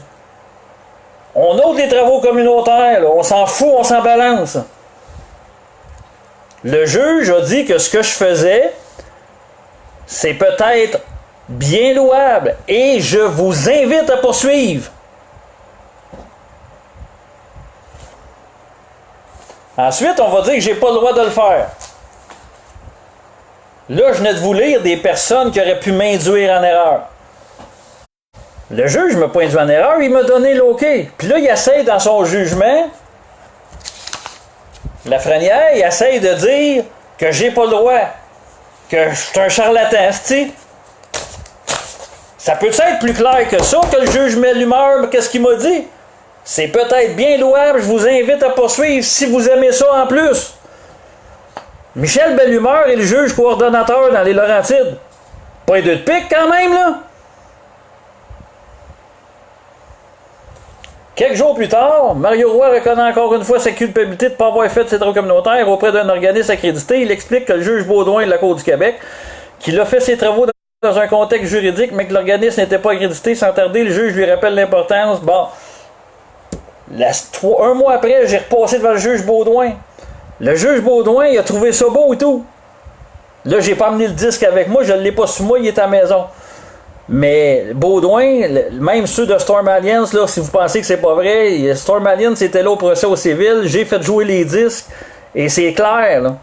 C'est clair comme d'eau de roche. On me félicite, on m'encourage. Un juge coordonnateur qui m'encourage à continuer. Quand même pas un 2 de pique, là.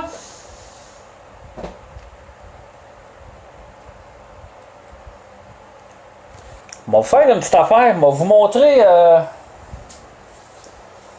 un instant.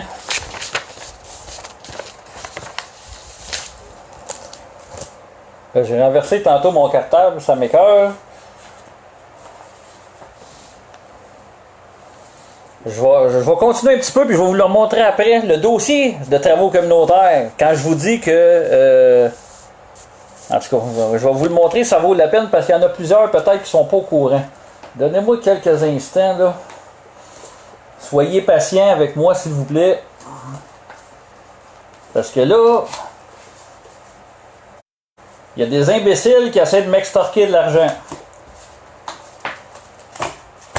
Je vais essayer d'être poli, là, mais... je pense qu'il est ici. OK. Travaux communautaires que j'ai faits, qui étaient reconnus. OK? En date du 13 août 2013, ici, là, 13 août 2013, je pense que vous voyez à l'envers sur l'écran. Allez voir, pitonnez sur Google, son rêve lui vaut la prison. Une mère de 7 enfants des Laurentides a été emprisonnée pendant 1 mois et demi et fait face à de graves accusations pour avoir rêvé qu'elle tuait ses enfants. 29 avril, la mère de... Bon, une dame, je vous le lirai pas, on va essayer de sauver un peu de temps, mais allez le voir exactement. Cette dame-là m'a contacté. Elle était déprimée. 3 avocats, 3 crosseurs, c'est son propre avocat qui l'a fait laisser 54 jours en prison, alors que le juge était prêt à la laisser sortir, qu'elle aurait pu passer une évaluation psychiatrique à l'externe. Madame avait eu un accident automobile, elle était dépressive, elle avait perdu son fœtus, son bébé. Qu'est-ce qui est arrivé avec les travaux communautaires que j'ai faits? Pas d'avocat, la femme s'est représentée tout seule. Arrêt des procédures pour une mère ayant rêvé qu'elle tuait ses enfants. 7 mars 2015, Nicolas Saillant. En avril 2013, cette mère, 39 ans, avait été arrêtée puis accusée d'agression armée de port d'armes dans un dessin dangereux et d'avoir fait défaut de fournir les choses nécessaires à l'existence d'un enfant. Mère d'enfant de 19, 18, 17, 5, 4, 3 il y a un an. Bon. Victoire. Après 20 mois de lutte, celle qui s'est défendue sans avocat a finalement eu gain de cause le 9 janvier alors que la procureure de la poursuite, Ariane Guérin, a déposé une requête en arrêt des procédures. On l'avait fait avant la requête en arrêt des procédures.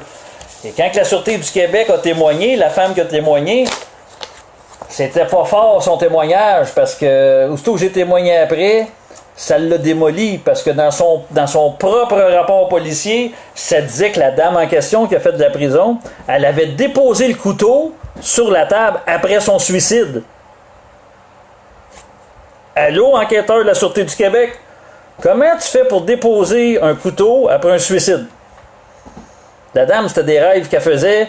Elle prenait du Cymbalta, les effets secondaires étaient cachés par Santé Canada, qu'une personne sur 1000 fait des rêves de meurtre.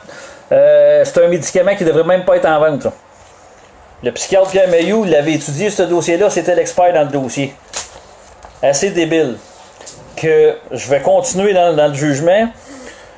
Accomplir 50 heures de travaux communautaires d'un programme recommande. Ces 2 ordonnances de la Cour ne laissent place à aucun doute, bien que Mario Roy tente chaque fois d'introduire dans ses échanges avec les juges qu'il fait des travaux dans un cadre juridique. Ceux-ci lui rappellent que les travaux doivent se réaliser dans le cadre de programmes de services de probation sous la supervision de l'agent de probation auprès d'un organisme approuvé. Or, Mario Roy ne prête pas attention à ces ordonnances et n'obéit pas à celles-ci. Il entreprend ses travaux sans que ceux-ci ne soient préalablement approuvés par l'agent de probation. Le tribunal retient de la preuve que M. Urtubise l'a checké bien celle-là, et pas pire en hostie. Le tribunal, je ne sais pas si M. Urtubise écoute, parce qu'aujourd'hui, je lui ai laissé un message sur son répondeur chez lui. Je lui ai demandé de me faire une déclaration assermentée. J'espère qu'il va me la faire prochainement, parce que je vais en avoir besoin. Parce que le juge Lafrenière, ici, là, je sais pas qu'est-ce qu'il prend. Il en prend du solide. Parce que ça, Denis Urtubise, dans mon procès au civil, il était intimé pour témoigner. Storm Alliance l'ont vu, là, je dis Storm Alliance, toutes les personnes qui étaient là, mais il y en avait plusieurs du groupe Storm Alliance qui ont assisté au procès. Et j'avais assigné, j'avais envoyé un bref de subpoena à Denis Urtubise et les frais judiciaires avaient été avancés d'avance, que donc légalement il était obligé de se présenter. C'était une obligation d'être devant le tribunal et le juge Dubois a refusé qu'il vienne témoigner, malgré qu'il était sous le protocole d'instance qu'on avait signé. Le protocole d'instance, ça dit les témoins qu'on assigne à la cour, ça dit le nombre d'heures, ainsi de suite, le nombre de minutes qu'on interroge, contre-interroge. Il a refusé qu'il vienne témoigner parce que c'est lui qui aurait tout dévoilé au complet, que c'est une entente avec la couronne, que je pouvais faire des travaux communautaires de forme judiciaire, que ça avait été accepté. C'était le seul qui était là dans le cubicule quand j'ai fait le deal avec la procureure de la couronne. Donc, le juge ne voulait pas le voir. Et ici, il dit le tribunal retient de la preuve que M. Urtubise n'a jamais accepté que les travaux se fassent sous forme juridique. Moi, en tant que personne, en tant qu'être humain, là, quand que je vois qu'un imbécile comme ça écrit ça, là, je m'excuse le terme, là, M. Lafrenière, c'est Gilles Lafrenière, avec un jugement de même, vous avez perdu mon respect en tabarnouche. Vraiment, là, vous avez vraiment perdu mon respect. Je croyais aller m'excuser d'avoir manqué le procès, mais je pense pas, parce que je suis content de l'avoir manqué. J'aurais peut-être pété une coche, puis je suis content de ne pas l'avoir pété. Quand j'ai vu ça, là, que Urtubise, là, n'a jamais accepté que les travaux se fassent sous forme juridique, là, vous avez commis l'article 120 du Code criminel. Vous avez enfreint complètement l'acte criminel. Vous avez commis l'acte criminel d'écrire l'article 120 du Code criminel. Entrave à justice. Déni de justice complètement. C'est clair en hostie. M. Urtubise n'a pas témoigné au cours du présent procès. Par ailleurs, le témoignage crédible de M. Dessureau est sans équivoque. Dessureau, j'y est venu témoigner dans les deux procès, puis il n'a pas dit la même version dans les deux. Le tribunal retient de la preuve que Urtubise n'a jamais accepté les travaux communautaires. Chris, il n'a même pas témoigné. Comment le juge Lafrenière a pu écrire cette style d'imbécilité-là dans un jugement? Comment?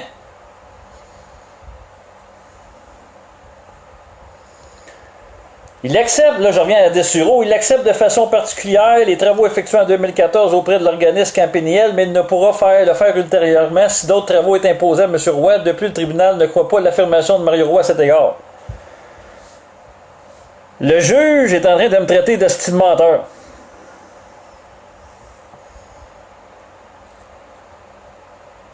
Le juge coordonnateur Michel Bellumeur me félicite, m'encourage à persévérer. Pas persévérer. Je vous invite à poursuivre si vous aimez ça en plus, et tout ça. Et tout ça.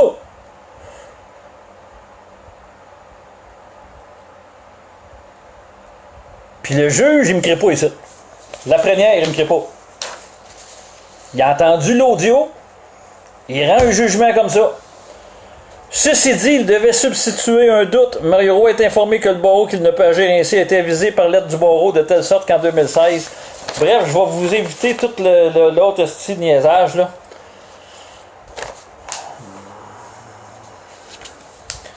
Au bout de la ligne, je vais y aller avec la conclusion.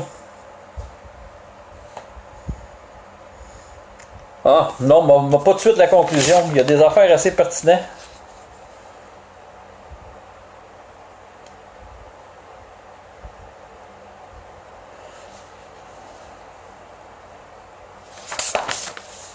Pour le tribunal, il ne faut aucun doute que les défendeurs, moi, ont fait preuve de réel aveuglement volontaire.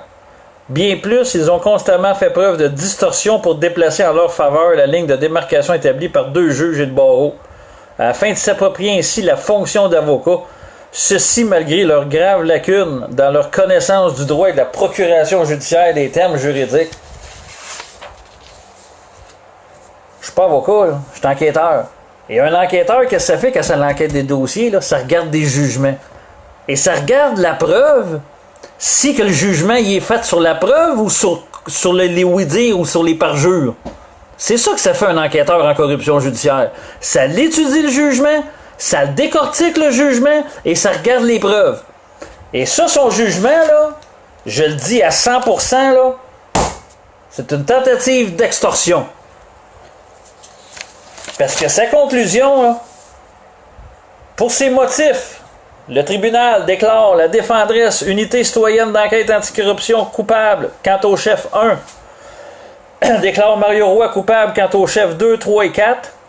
Et concernant les parjures que je disais de la Goldwater, là, la dame qui est pas corpulente qui joue à l'arbitre, elle quitte le défendeur Mario Roy quant au chef 5, vu l'absence de preuves suffisantes.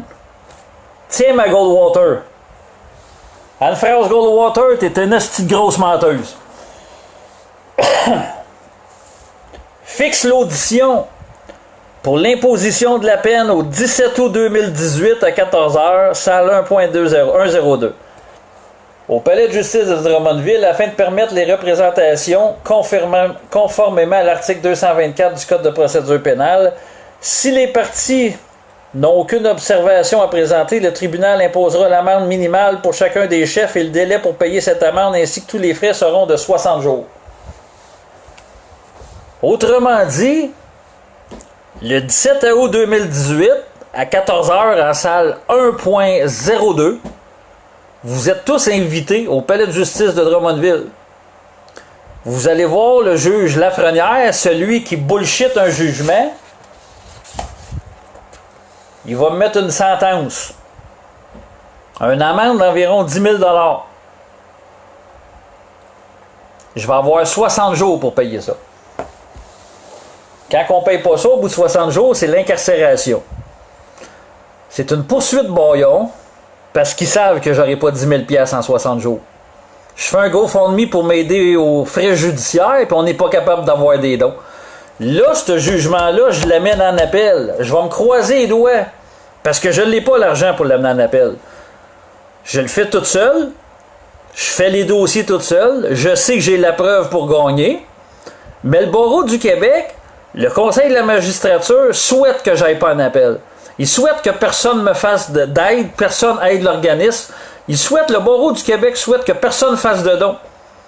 Comme là, on a eu des donateurs, on a eu des généreuses personnes qui nous ont amené près de 1200 $ avec le GoFundMe et les chèques qu'on a reçus par la poste. Ces frais-là sont déjà pour des dossiers qui sont en appel. Mais maintenant, si dans 30 jours, je trouve pas au moins 850 $, les frais judiciaires, les frais d'huissier, dans 30 jours, il faut que je paye 13 000. Entre 10 et 13 au début, c'était 13 000 l'amende. Là, j'ai un chef que j'ai gagné. J'ai battu la grosse Goldwater sur ses hosties de menterie. Mais là, si je trouve pas au moins 800 $ pour tous les frais judiciaires, le huissier, pour livrer l'appel, l'avis d'appel, puis blablabla, avec le dépôt, ben si j'ai pas ça, je suis condamné, l'organisme est condamné, ça fait qu'on va être obligé de fermer. C'est niaiseux de même. Mais eux, c'est ce qu'ils souhaitent. Ils souhaitent que la population n'ait pas d'aide, ils souhaitent que le peuple n'embarque pas dans l'organisme. C'est ça leur désir. Barreau du Québec, c'est une mafia, c'est un réseau d'enlèvement d'enfants. Je vais terminer avec le proche. Je vais vous faire un in. Je le ferai pas à soir pour pas que je m'éternise trop tard parce que je pourrais vous garder debout toute la nuit. Puis je sais que vous allez me lâcher, je vais finir à parler tout seul. Mais vous avez sûrement vu que le Barreau du Québec avait fait une poursuite contre le gouvernement. Il y avait un article qui avait sorti des avocats en grogne contre le Barreau du Québec. C'est sur le web. C'est Michael Nguyen qui avait publié ça le jeudi 24 mai. OK? Et ça, c'est que le Barreau du Québec dénonçait que les lois n'étaient pas constitutionnelles au Québec. Et dans l'article, je vais vous en lire une partie parce qu'il y a une place que j'ai soulignée en jaune. Et c'est pour ça que le barreau tente de me bâillonner, puis vous allez comprendre ce que je vais vous expliquer. À la veille d'une assemblée générale extraordinaire, la grogne s'est installée chez les avocats qui gèrent mal que le barreau se soit lancé dans une bataille pour faire invalider les lois du Québec qui ne sont pas adoptées tant en français qu'en anglais. On a l'impression qu'il s'agit d'un outil politique, que le barreau du Québec s'éloigne de sa mission de protection du public. Oups, arrête pas de ma feuille. Je sens la grogne, affirme l'avocat Félix Martineau. Le mois dernier, le Barreau du Québec et de Montréal ont intenté une poursuite contre le président de l'Assemblée nationale invoquant l'illégalité des lois et règlements puisque le processus d'adoption violerait la loi constitutionnelle en 1867. Selon cette loi, les députés devraient adopter les textes simultanément en français et en anglais. Présentement, le Barreau indique que les lois et les règlements sont adoptés en français puis traduits. Ça pose des problèmes de version entre le français et l'anglais. Le but de la poursuite est de protéger la version française. Ça permettra une meilleure stabilité, a expliqué au journal Le Bâtonnier du Québec, Paul Mathieu Grondin. Plusieurs avocats sondés par le journal se disent toutefois surpris que le barreau n'ait jamais consulté ses membres avant d'entreprendre de tels recours.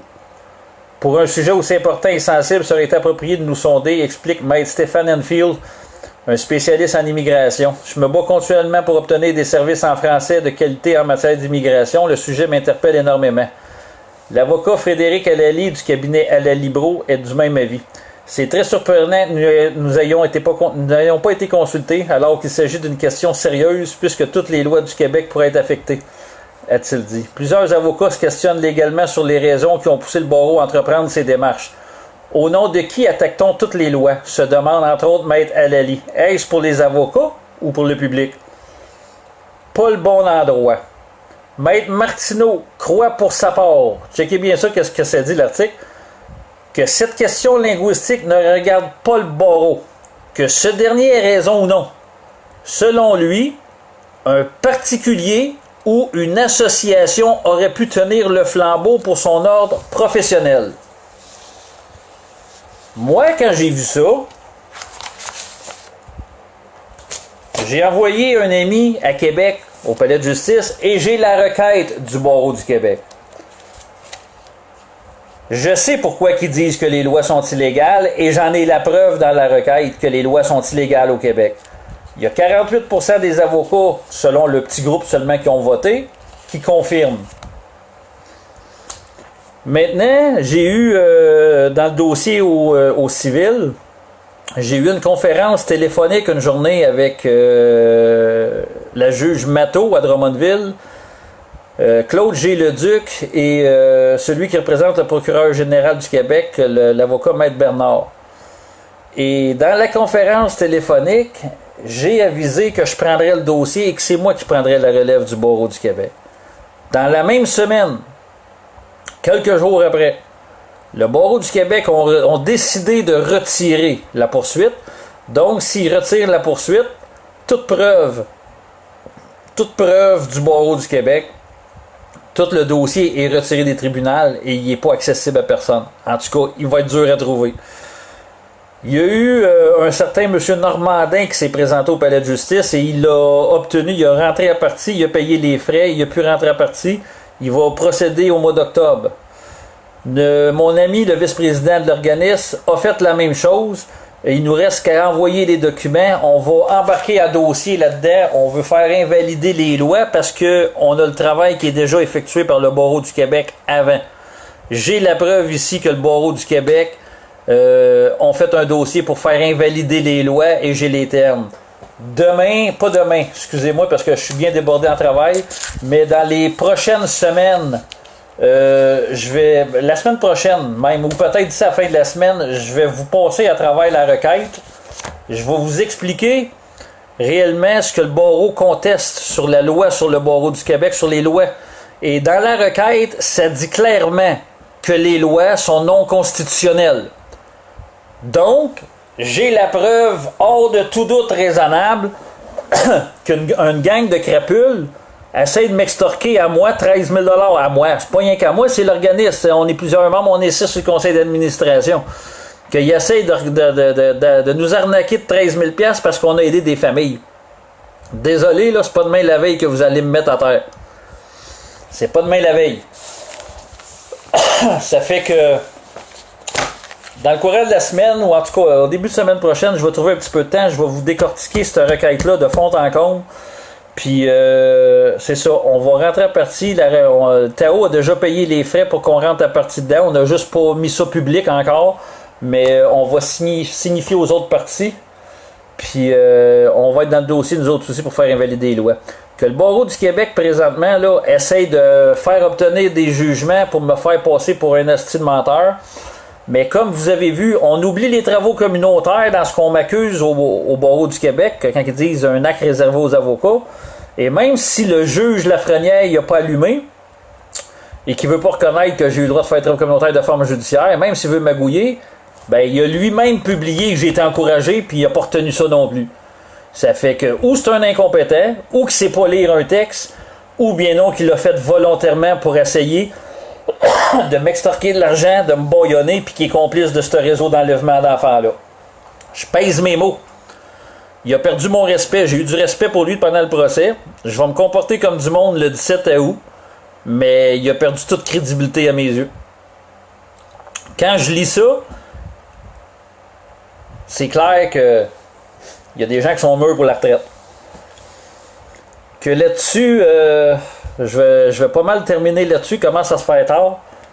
Puis je suis en retard dans mes dossiers, justement, parce que j'ai des dossiers, j'ai porté une plainte criminelle privée à Laval, et pour le DPJ des Laurentides, c'est une cause qui a été entendue, il me reste des documents à faire, puis ma blonde, elle sait, je suis en retard dans mes affaires, puis il y a beaucoup de choses de bâton des roues qui m'arrivent ces temps-ci, mais je vais persévérer, je vais continuer. Je vous sollicite votre aide, puis ça m'écoeure d'être obligé de faire ça, là. Mais vous savez, j'ai un GoFundMe sur notre page Facebook. Puis d'ici 30 jours, il faut que je trouve au minimum un 800-900 $. Sinon, ben il va falloir que je ferme l'organisme. En tout cas, moi, il va falloir que je me retire puis que j'aille travailler pour payer au moins 9 à 10 000 $ d'amende pour moi parce que j'ai aidé 3 familles. Que ça, vous savez ce que ça veut dire que si je suis pas capable d'aller en appel, si j'ai pas l'appui de la population, ça me donne plus rien d'aider la population, je vais être obligé de retourner travailler sur le marché du travail puis ça me tente pas. Ça fait que c'est pas que ça me tente pas d'être sur le marché du travail, là, j'ai pas de trouble avec ça. Moi, j'avais un but, c'était d'aider puis d'amener un système de justice au Québec. Maintenant, j'ai réellement besoin d'un appui financier Parce que j'ai 2 causes en appel. J'ai eu des dons qui ont rentré, puis je remercie grandement les personnes parce que c'est grâce à eux qu'on peut faire des affaires puis qu'on peut fonctionner. Mais là, on a encore besoin d'un autre frais à cause d'un hostie de jugement de même. Puis je le sais que je suis capable de le gagner en cours d'appel. Puis sinon, je vais aller en cour suprême s'il faut. Mais il y en a qui vont vous demander pour un appel. Il y en a qui font des GoFundMe qui demandent 10 000 $. Moi, je vous demande pas 10 000 $. Là, on a besoin, nous, de 10 000 $ dans l'organisme pour l'année pour faire les dossiers judiciaires parce qu'on en a plusieurs en cours. Il y a des gens qui font un GoFundMe pour une cause parce qu'ils veulent donner 10 000 à un avocat. Moi, je vous demande d'essayer de me trouver un 800-900 $ que je sois capable de tout déposer. C'est 250 quelques piastres les frais d'avis d'appel, les frais d'huissier, tout ce que ça a en cours. Mais moi, j'ai pas besoin de 10 000 $ pour faire ce petit dossier-là. Là. Je suis pas un avocat. Moi, je suis capable de faire mes dossiers tout seul.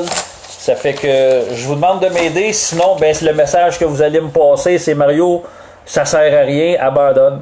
Ça fait que... Tu sais, je vais vous donner un exemple. J'ai fait une vidéo l'autre fois, puis j'ai trouvé ça plate. J'ai eu plein de donateurs, ben plein. J'ai eu 19 donateurs qui nous ont donné pour 1200 $. Je les remercie grandement, c'est grâce à eux qu'on a pu avancer. Mais ce qui me déçoit, c'est que j'ai eu 17 800 vues. Une pièce chaque. Une pièce sur 17 800, $1 chaque. Puis je me cassais même pas la tête, l'organisme se cassait pas la tête. On faisait notre année amplement. Amplement. C'était pas pour me verser un salaire. Payer nos frais judiciaires. 17 800 vues, 19 donateurs. Que là, ben, je vous passe le mot. Puis je termine là-dessus, c'est que les élections s'en viennent, 2018. Octobre. Parti québécois, là, Jean-François Lisée, son équipe est au courant de ce que je fais. Les yeux fermés. Ils veulent rien savoir. Pour moi, le PQ, c'est dans le cul. Parti libéral, on sait tout, c'est des vendus. La CAQ sont libérales. Sébastien Schneeberger, je l'ai rencontré. Ils n'ont pas de pouvoir, ils n'ont pas de droit de parole. Puis même s'il y en aurait, ils se ferment les yeux sur les réseaux d'enlèvement d'enfants qui opèrent à Drummondville. J'en ai fourni un dossier avec des audios, puis les yeux sont fermés. Sébastien, si t'écoutes, ben j'espère que je t'ai invité. Puis il aurait fallu que tu fasses ta job comme du monde. Puis t'es pas intéressé à faire ta job.